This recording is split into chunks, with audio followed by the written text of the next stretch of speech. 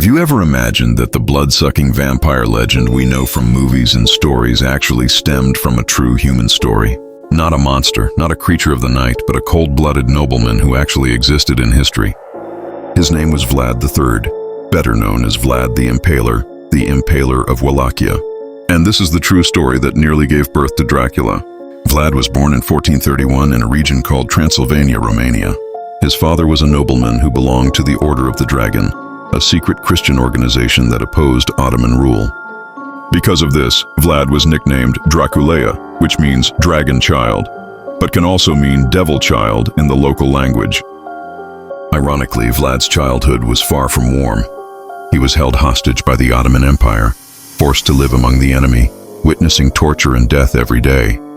And it was there, perhaps, that the seeds of darkness within him began to grow.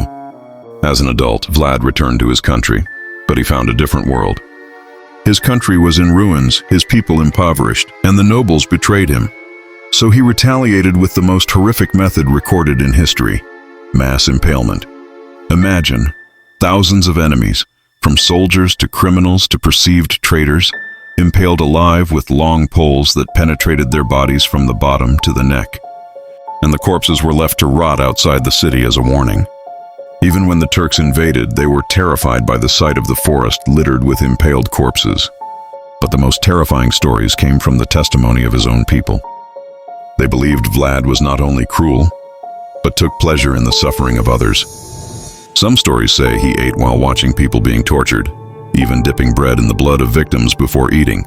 Was this just a rumor, or did he actually do it? There's no hard evidence, but the story spread throughout Europe, making him a living monster. Centuries later, the story reached the ears of an Irish writer named Bram Stoker. He wrote the novel Dracula in 1897, about an immortal Transylvanian nobleman who drank human blood.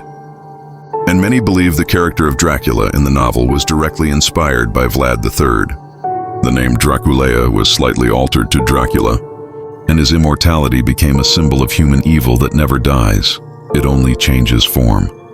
However, Vlad's story didn't end clearly.